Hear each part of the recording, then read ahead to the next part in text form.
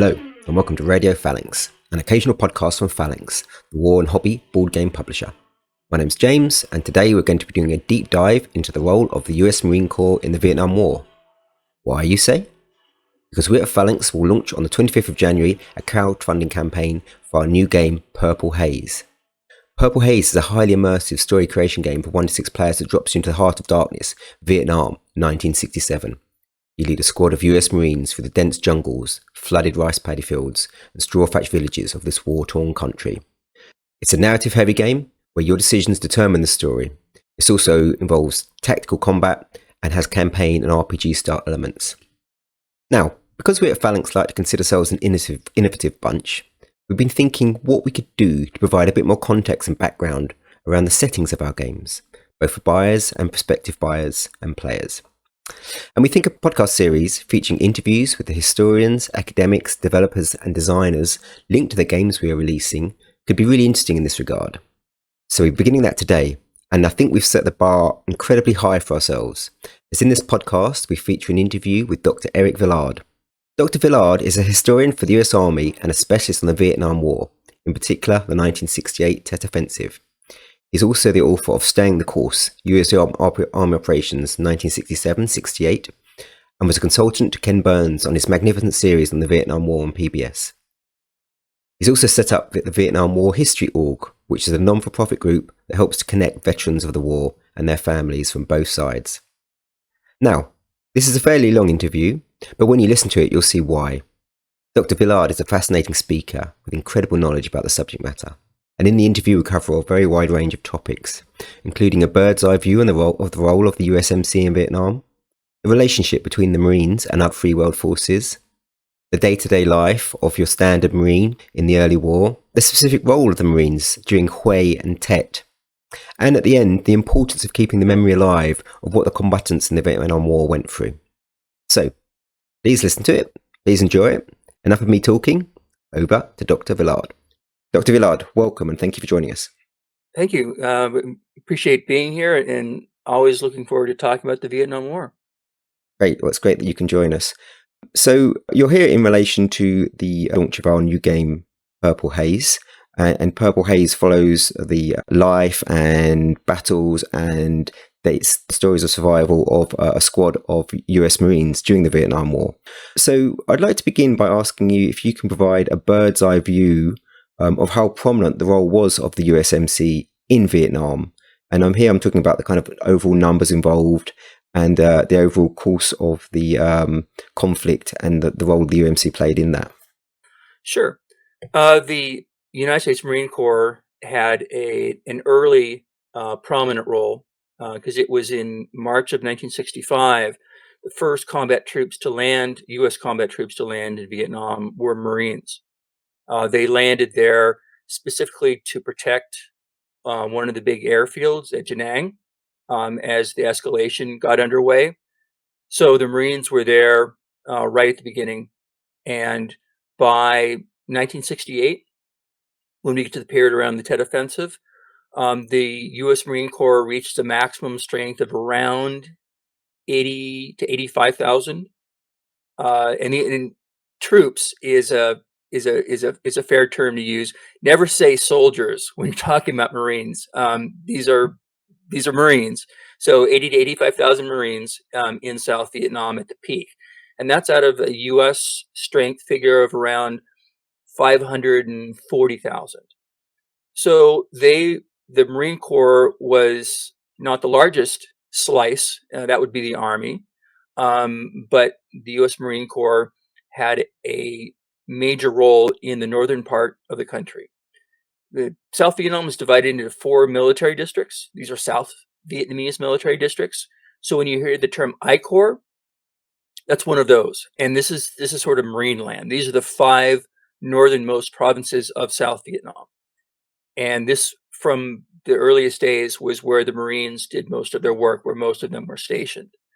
And so if we're again talking around 1968, most of those 80 to 85,000 Marines are actually concentrated in the 3 northernmost provinces. So Quang Nam, Trois Tien, and Quang Tri provinces. Quang Tri being right below the demilitarized zone. And that's the 17th parallel that divides South Vietnam from North Vietnam. So they're concentrated into a fairly small area, but they have an important role because they are the ones that are closest to North Vietnam. And so the Marines in Vietnam spend a lot of time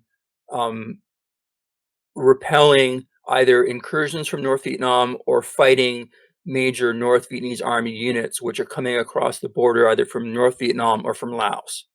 And so the Marines typically will face the heaviest fighting, month by month, year by year.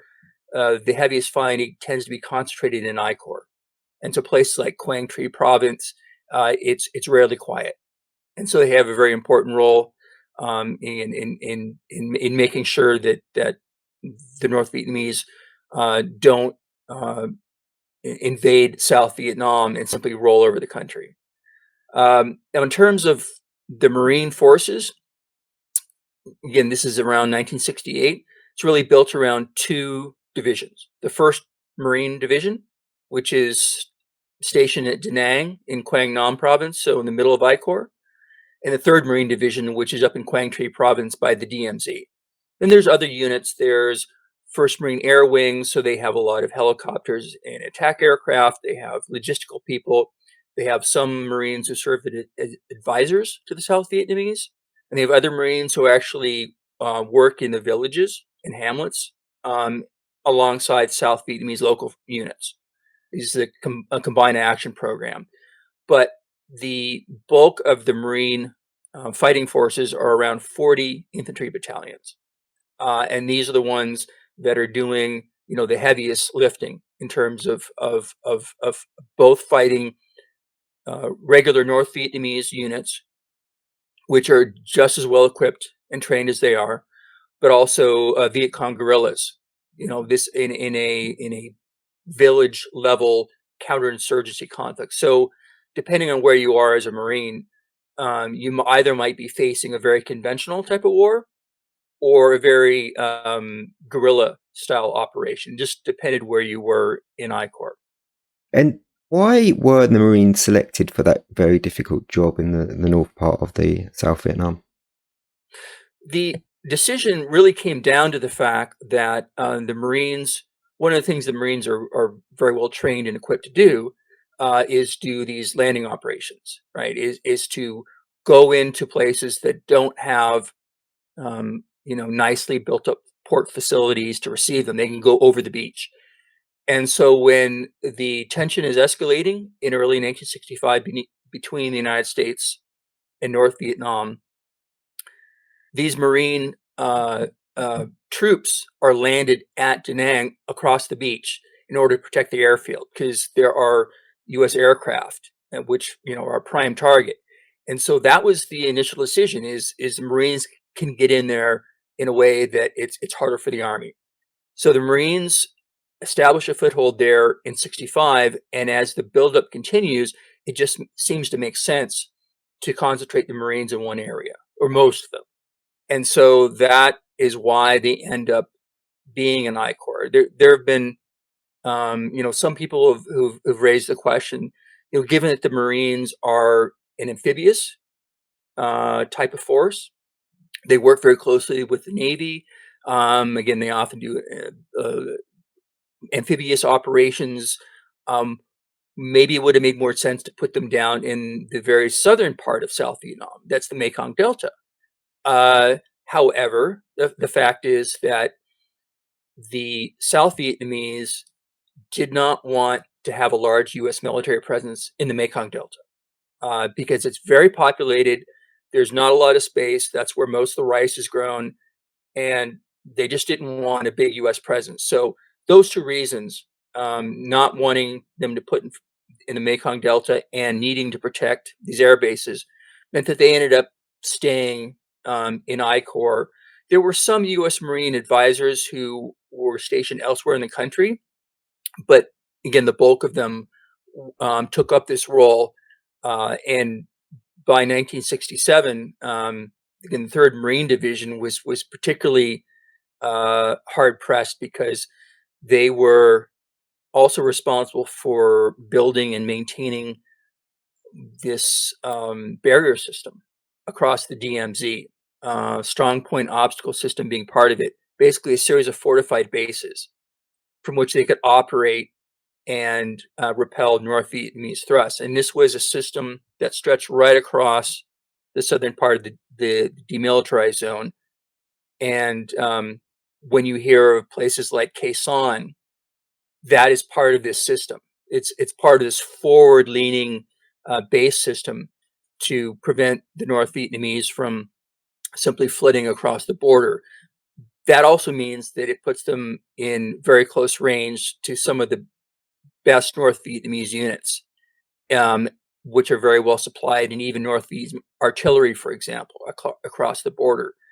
And so this partly explains why the fighting was so fierce, and why the Marines, even though by nature they're an attacking force, they're an assault force, but because they had this role to play, they end up digging in and becoming, this sort of defensive type of force to prevent infiltration. And it just meant that they were, again, rarely out of the line of fire. And we're going to talk a bit later on about the Tet Offensive and probably Khe Sanh and so on and so forth. But are there other kind of major battles outside of the Tet Offensive that you think are of note? Well, the Marines were constantly doing operations, sometimes by themselves, sometimes in conjunction with the South Vietnamese, sometimes in conjunction with army units, or even there was a brigade of South Korean Marines that were stationed in I Corps that they worked alongside with. And the type of operations, it varied by region and by time. Some of these operations were what you might call a search and destroy.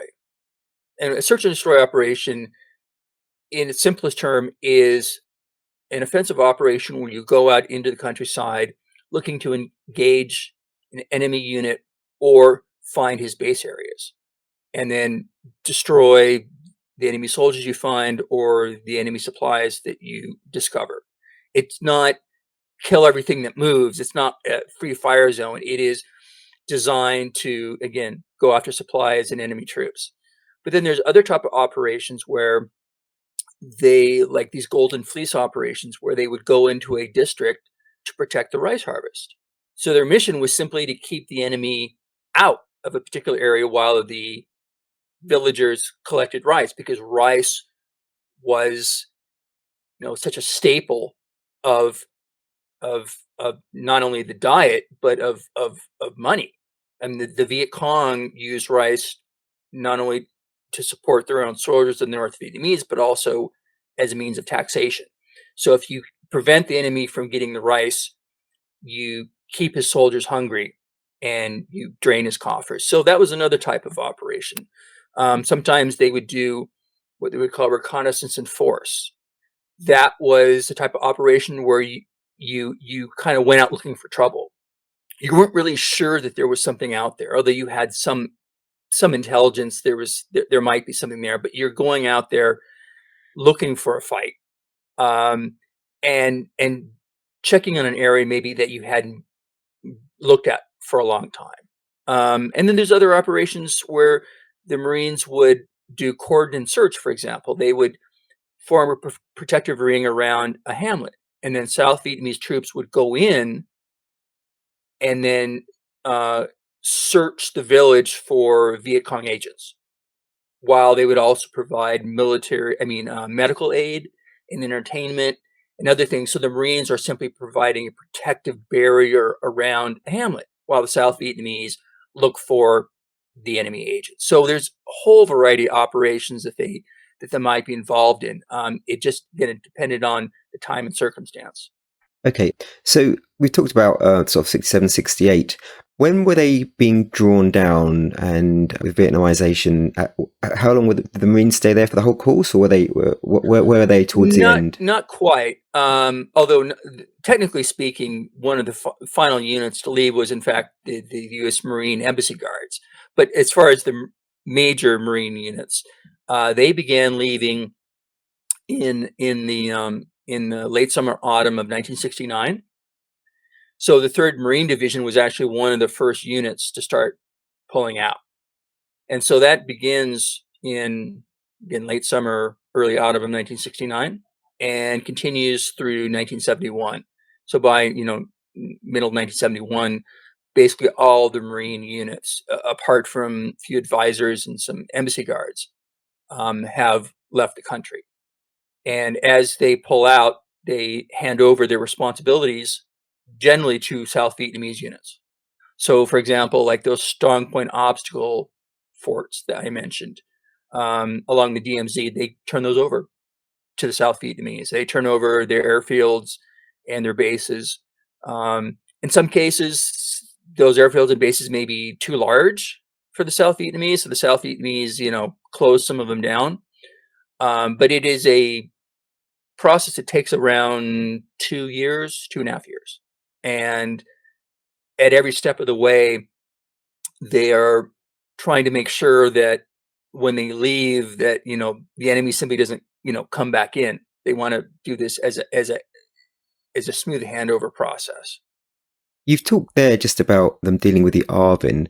That brings me to one of my other questions, which is, what was the relationship like between the Marines and the other free world forces involved in Vietnam? So with the US Army, but then also with the ARVN, and perhaps also with the other nationalities, the Australians, the Koreans.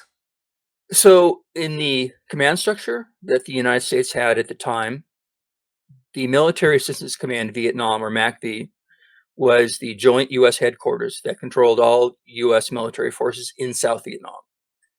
And in 67, 68, that was led by General William C. Westmoreland, and then his successor, Creighton Abrams. But within MACV, there were 4 component commands. So there was a Navy component command, an Army, a Marine Corps, and Air Force. And the relationship between the Army and the Marine Corps tended to have the most friction for a couple of reasons. Part of the reason was the situation in I Corps, particularly in 67 and 68, was really, really dicey. And there was so much pressure on the Marines, General Westmoreland decided that they needed extra help. And so he moves essentially 2 full Army divisions into Northern I Corps. 1st Cavalry Division, the 101st Airborne Division, to help the Marines, because they really are getting pressed very hard. But that also means that the command relationship is going to change with all those Army units. And so there was a period of time where there was some growing pains, because the Army and the Marines, even though they fight alongside each other, they don't often fight in conjunction, in close conjunction. So there was a period where they had to figure out how to even talk to each other. Because when Westmoreland said, hey, we're going to bring up the 1st Cavalry Division, and the 1st Cavalry Division forward soldiers went up there and began talking to the Marines, and the Marines were like, okay, great. So what are your fuel requirements for your helicopters? And they told them, and their jaws hit the floor, because the 1st Cavalry Division had more helicopters than all of 3rd Marine Amphibious Force and all of I Corps. I mean, it's a staggering, close to 500. So and that was, you can see there's going to be some initial growing pains, but the fact is they actually figured that out pretty quickly. And so on an operational level, the Marines and the Army actually got along pretty well. They learn to operate with each other and support one another pretty quickly. The other point of friction that they never quite resolved was about air power, because the Marines, one of the center pieces of Marine doctrine is that they are They are a unified force. So when the Marines fight, they bring everything they need, right? They bring their artillery, their armor, their air power, their logistics, the whole shebang. That also means that they're very sensitive about someone else coming in and telling them, for example, what to do with their aircraft. And as the situation got really, again, dicey in late 67 and 68, Westmoreland decides, hey, we need to have a high-level manager controlling all the aircraft in I Corps, because you've got the Marines, you've got the U.S. Air Force, you've got U.S. Army. And so he decides the U.S. Air Force is the right supervisor. Marines have sort of a conniption fit, don't like it, never are reconciled to it. They do hammer out an agreement.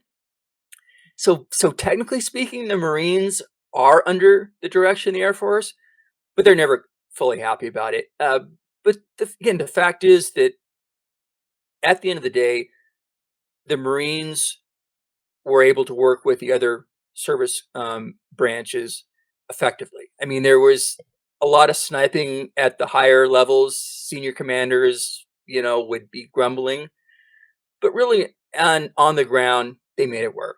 And it was actually a very effective relationship. So similarly, the Marines, 3rd Marine Amphibious Force, technically was in control of a number of Army divisions, U.S. Army divisions. They made it work. Those hostilities or those frictions really went away pretty quickly. The South Korean Marine Brigade technically was not under control of the U.S. Marines, but whatever we asked them to do, they would do. The South Vietnamese, likewise, they were their sovereign nation. We could not tell them what to do, but we would coordinate and cooperate, and that ended up being a very good relationship as well. In fact, the best South Vietnamese division in the country, the 1st Infantry Division, was in I Corps. And so it also helped that their best division, their best commander was working alongside the Marines. I mean, I think that probably made it a little easier. But the relationship actually was quite good. I mean, despite what you hear, and despite what you hear about doctrine, some people say, well, the Marines really want to do a lot more counterinsurgency, for example, and Westmoreland wouldn't let them. Well, the fact is that the Marines didn't really have much of a choice, given where they were and given the missions they had to perform. They had to do those things like, the obstacle system, and I think they carried them out quite magnificently. I mean, often they paid a price. So the Marine casualties, generally month by month, would run higher than you would find in a lot of other Army units. But they did the job, and they got along at the end of the day pretty well with all the other allied governments and service branches. And you mentioned there about casualties. Do you have any numbers about the kind of 80,000 that were involved, what the final casualties were? Again, it depends, on the time and the month, but generally speaking, there are some very interesting graphs and maps that you can find in the official records that break down like casualties by quarter for a particular year. And in 1968, for example, around half of all U.S. casualties took place in I Corps. So in half of all U.S. military personnel, and again, most of them would be Marines, were killed and wounded in just 5 provinces out of 44 provinces. So that gives you an idea. So if we're talking in some of the worst weeks, the U.S. might lose 500 dead. So if you do a breakdown and you say the Marines, accounted for around, let's say, a quarter of the ground force, they might be taking a third of the casualties. So they're generally taking more casualties per capita than the Army because of the intense pressure they're facing. Okay, it's really interesting. That's the bigger picture. I'd like to drill down a bit now to more about the everyday life of the Marines, because the game Purple Haze is really as much about the experiences of a 19-year-old thrown into the Vietnam War, not really knowing what's going on, as it is about the bigger kind of picture and the combat and so on and so forth. So can we get a sort of have a chat around the daily life of your average Joe Marine in early in the war? What was life in the barracks, outside the actual fighting, downtime? How much time were they actually in barracks compared to on patrols and so forth?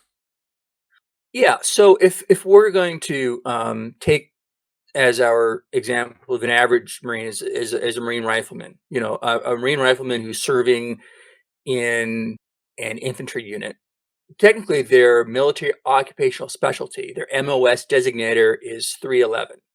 So that is your job. If you are 311 MOS, that means you're a rifleman. And this rifleman, sort of your clan, as it were, is going to be a rifle company. That's going to be the unit that you're going to most closely associate with. These people you spend time with, you know the best. I mean, you will have a certain amount, I suppose, loyalty or pride in battalion and regiment and division and right on up the line, but it's your company. Those are the folks that you identify with. And, at full strength, that, the company is going to be, up to, 220, 230 people on in effective strength. It was usually less than that because in any given time, some people are wounded, some people are on R&R, on leave. Some people are, in the rear doing the logistical administrative duties. So what they call foxhole strength. But this rifle company, again, that was the thing you identified with, and you had within the company, you had a headquarters element and commanded usually by captain, and then you had three rifle platoons, and those platoons would be commanded by a lieutenant, and then you had a weapons platoon, and a weapons platoon those are the folks who carry like the mortars and machine guns and the heavier equipment, and then within each platoon, those are broken down into squads or sections. They basically mean the same thing, commanded by a sergeant. So that's what you would sort of identify. You'd be like, okay, I'm first section, first platoon, D company, and that those are the folks that you spend your time with. So you get to know them very, very well. Your time in the field, again, it varied, but if you're an infantryman, you'd be spending significantly more days in the field than in the rear. Now, there's different levels of in the rear. If you were like on leave, you'd gotten 48 hours or something, they might let you go back to Da Nang, which is a big city, close to 200,000 people. So relatively safe, entertainment options of varying kinds, some illicit, some more, officially sanctioned. And so if you were back in the rear, life wasn't too bad. But then if you were, sort of moving forward in the field, you might be stationed at a combat base, which might house a battalion or more of people. So like the Anwa Combat Base, which was one of the bigger ones, had effectively several battalions of troops. So it had an airfield and it had, barracks and showers and hot food and all those other amenities, which is nice. It's certainly not living high in the hog, but you were dry and relatively warm and relatively well fed. And usually on any given, month, you're going to spend, about a week at least at, let's say, a combat base, because you need a certain amount of time to like repair your equipment, do paperwork, um, get new clothing, um, have promotions, all the kind of that stuff, and also just get some sleep. But the other, let's say, 2 or 3 weeks, you're probably going to be out in the field, and that might be at a fire base, which may only have a company of soldiers and some artillery, and that could be up in a mountain or out in a rice paddy, and that's pretty primitive living. Um, you might be living in basically a split trench that you built some overhead cover, against mortars and rockets, but you're basically living on the ground in the mud. Um, you're probably eating sea rations, heated, um, heated if you could, but often just out of the box. And if you're actually out in the field, if you're literally on patrol or on operation, you might spend 3 or 4 or 5 days humping the jungle or climbing mountains or being out in some remote area where there's no base of any kind. I mean, you're literally sleeping on the ground under your poncho.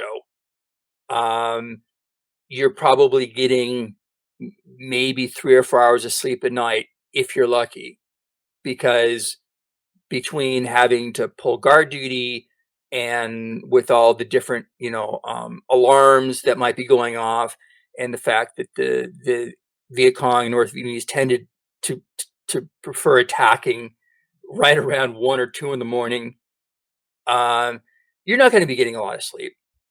You're going to be, of course, fighting off the bugs, the mosquitoes. You've got all your malaria juice, your anti-bug juice, to slather on you, but that's only somewhat effective.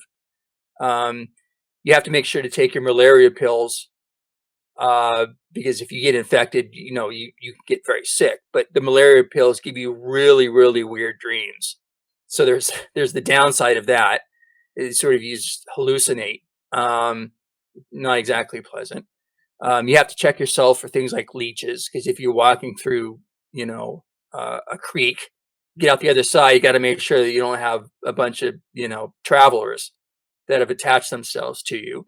Because even though the leeches, I mean, the leeches themselves don't suck a lot of blood. It's not like they're going to suck all the blood out of your body, but they create open sores that will then get infected with all the other stuff that is out there in the jungle. And so, if you don't treat those properly, you end up getting some really, really nasty skin infections. Or your feet, if you don't keep your feet dry and change your socks on a regular basis, your feet, trench foot or immersion foot, they begin to just kind of rot off.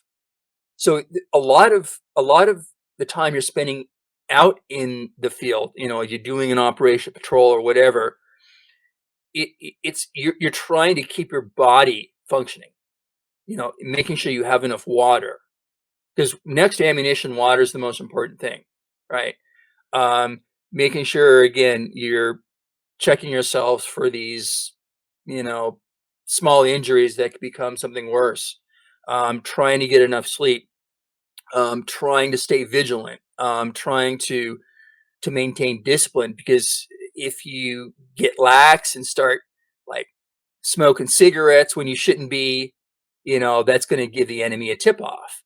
If you're too loud, or if you don't have your equipment cinched down properly, you might have a piece of a tree come out and grab a ring on your grenade, and it goes off, and that happened. Um, or if you don't clean your weapon properly, at this point, Marines are equipped, most of them, with an M16A1 assault rifle, which is a slightly improved version of the original, which had a lot of problems with reliability. So the M16 is actually it's quite a good weapon, but it requires maintenance. And if you don't keep that thing clean, it'll jam on you, and which is absolutely something you don't want to happen. So a lot of it is just doing these type of things that you need just to keep functioning, and that this is all just to prepare you for those times where you engage the enemy. And again, that may vary. I mean, sometimes you'll go on a 3 or 4 day patrol and get no contact, or hear the occasional rifle shot. And then other times, you know, you you walk into an ambush, and in the space of 15 minutes, half of your platoon is dead or wounded. So it's part of it too is just the uncertainty, is living with that constant fear and anxiety about what's going to happen, and you just can't predict. And would the when they're sent on a patrol, would the Marine really have an idea about what they were doing and why? Your average Marine, or do they just literally follow orders, or were they made aware of the bigger picture? Yeah, I mean, they were made aware of the bigger picture. Their NCOs and officers would brief them before mission and say, okay, here's the plan. We're going to maneuver in this fashion, and we're going to be heading towards this objective. And they'd bring out a map and say, we're going to walk 1,000 meters in this direction and search for something, and then go look at this other area. And our main adversary is probably the such and such unit. Some element of 2nd Pavan Division or whatever. So they would be told, yeah, I mean, whatever intelligence was there, what they were likely to face. And so they understood on a tactical level. They absolutely understood on a tactical level what they were trying to do. Now, their understanding at an operational level, which is the level above that, gets probably a little fuzzier for your average rifleman. Because for one thing, they don't need to understand that. And a lot of them, like, they've got so much stuff going on already, that is just not a priority. They're like, okay, that's for the officers to worry about. So how our particular mission today fits in with the regiment's operation, they're like, okay, yeah, someone told me, but honestly, they are not going to be concerned about it, because it's just not something they need to worry about. And then beyond that, at the strategic level, I mean, they have some at least dim understanding that, yeah, we're up here in I Corps, and we're trying to prevent the North Vietnamese from overrunning the lowlands, and some of that broad stuff. But again, that's, as far as they'd be concerned, above their pay grade. So they're going to be focused on the tactical level. They generally understand what the mission is that day. They get what the threat environment is, but they're not going to be thinking much, beyond that. Unless you're an officer, right, who has to worry about that kind of thing. Okay, I see.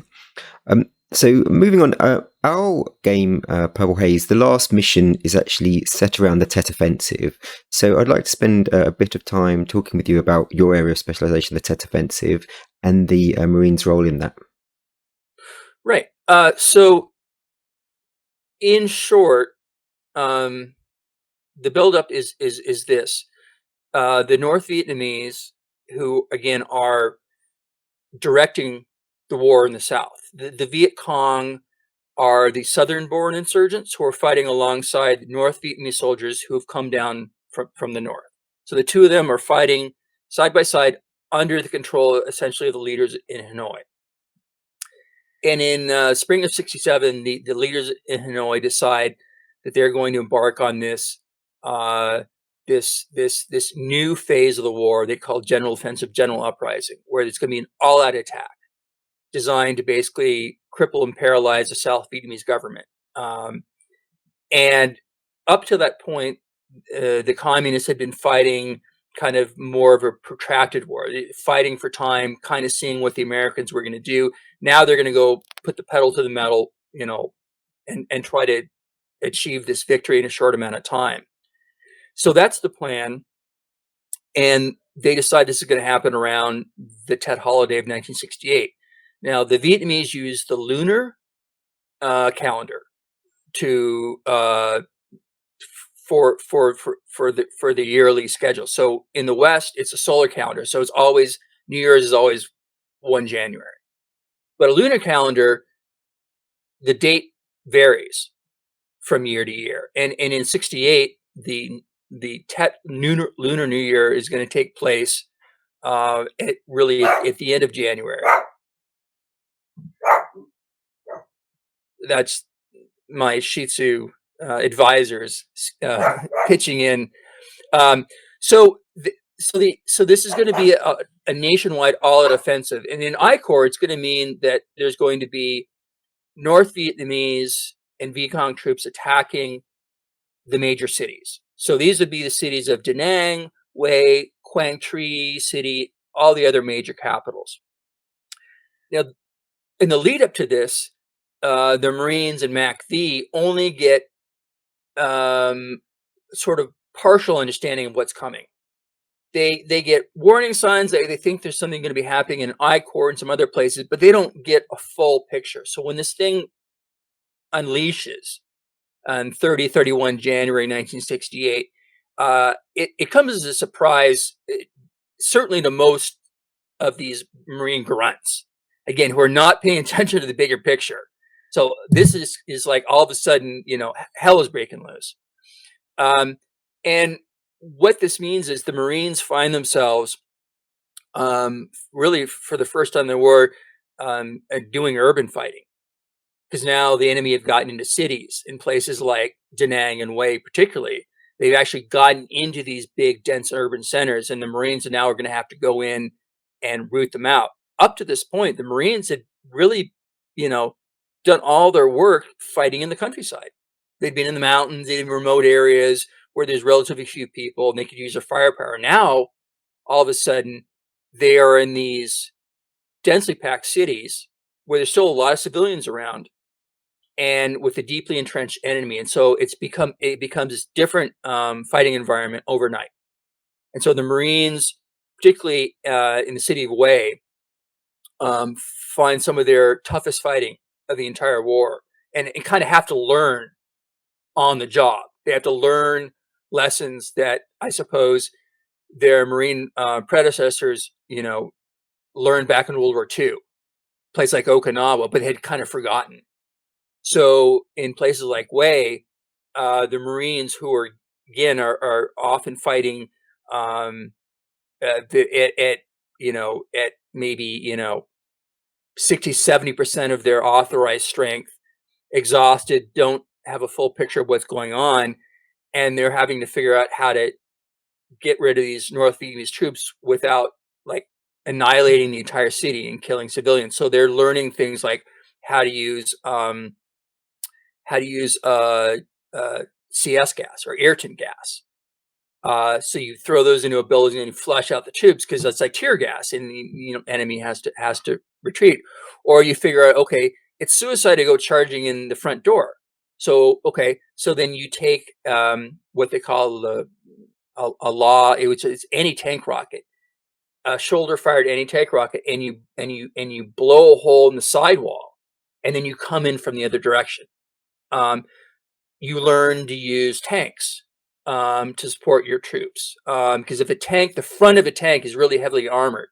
So if you go down a street, you're able to use that tank to draw fire, and then you send Marines, around. So they're learning this on the job, and it takes about a month in the case of Hue for them to finally, alongside U.S. Army troops and South Vietnamese troops, to finally push them out of the city. And again, some of the Marine units take some of the heaviest casualties of the entire war in Hue. At the end, they're just shells of the former self. But this is their, in a lot of ways, this is also their shining moment. When the Marines show that they're never going to, never back down, never give up. And I think the Marines at Hue, again, that's one of those battles. It's like the Marines at Bella Wood, that deserves to be known, just because of the heroism of those soldiers. Soldiers, Marines, South Vietnamese, everybody involved in that fight. that which kind of comes to my the final thing I'd like to talk to you really, which is in the kind of pantheon of the US Marine Corps. Where does Vietnam stand in terms of like their reflective view of how it went for them? If you imagine like Second World War was the right, the top. What's the view now? Institutionally in the Marine Corps? Yeah, institutionally. Okay. Yeah. Okay. Institutionally within the Marine Corps, I think the Vietnam War has remained, maybe I dare say, has remained closer to mind for the Marines than it has Vietnam for the Army.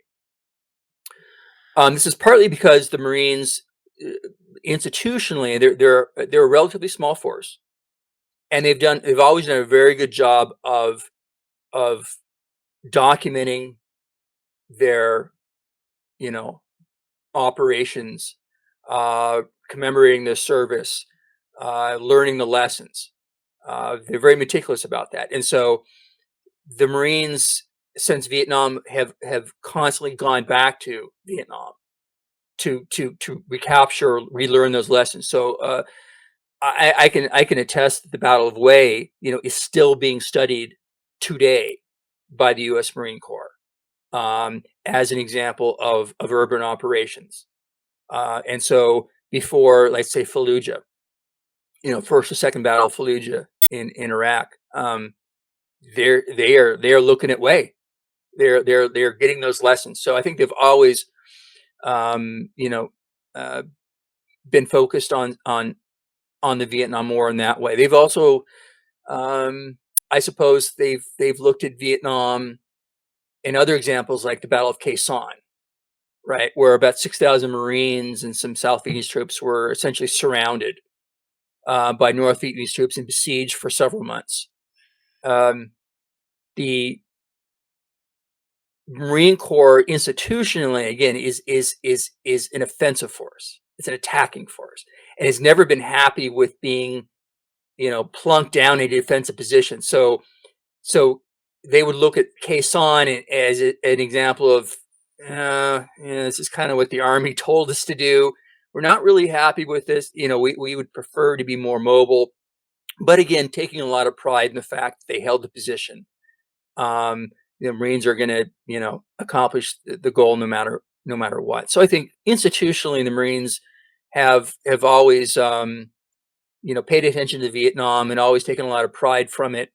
And even though, again, there are some folks who will quibble with General Westmoreland or some of the Army leaders and said, well, we should have done this, we should have done that.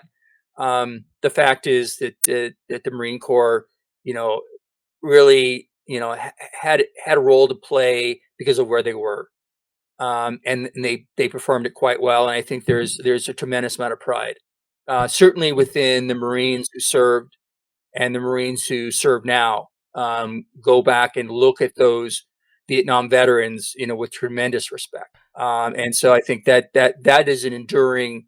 That is an enduring point, that the Vietnam War is a source of great pride for the Marine Corps.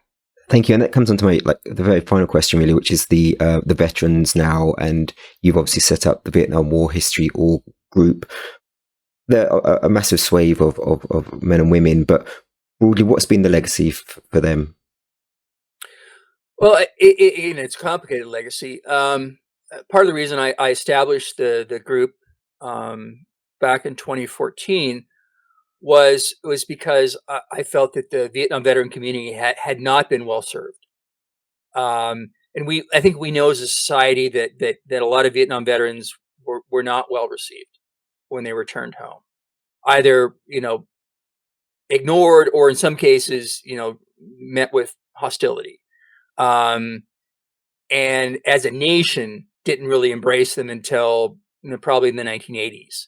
We had a kind of a evaluation, and now I think as a nation we understand that you have to separate the warrior from the war.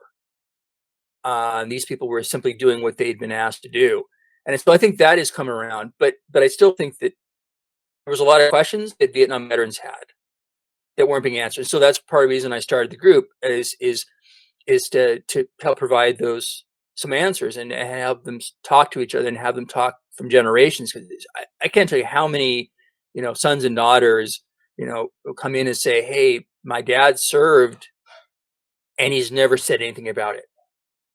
And I want to have that conversation, but I don't know how to have that conversation. And so that's one of the things that the group does is essentially help educate that person, because there's a certain baseline of knowledge that you need kind of to have that conversation. Like you need to understand some of the terminology, right? You need to understand some of the local conditions. So if you know that, then you can start talking. And so that's part of what our group has done, is to create that information exchange. And those dialogues have been happening at a tremendous rate, and it's very gratifying to see that people come back and say, "Hey, I had that talk, and he told me about this and that," and suddenly you have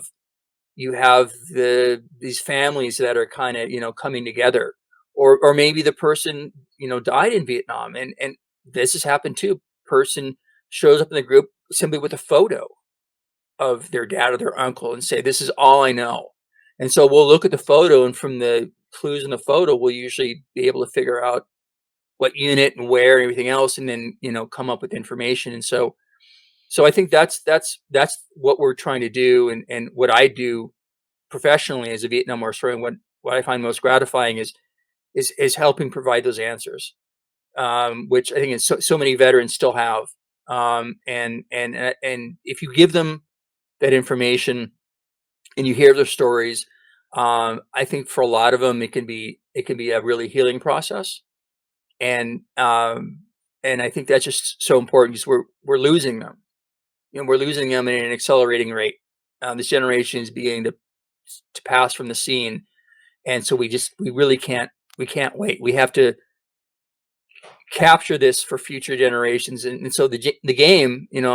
One of the things I see, I have hopes for is keeping the memory, of their service alive, and having future generations be interested in what these people, these Marines, went through.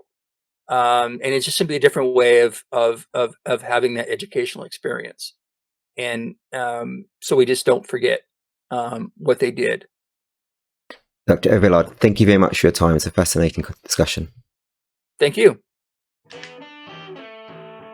So that's it for this episode, folks. I told you it would be interesting. Keep a lookout for other Radio Phalanx podcasts in the coming months. And don't forget to follow Purple Haze on GameFound. Remember, it launches on the 25th of January, and we want you to back it. Just type into your search engine, GameFound Purple Haze. If you follow it before the 25th of January, you'll get a €5 discount if you decide to back the game. Stay safe.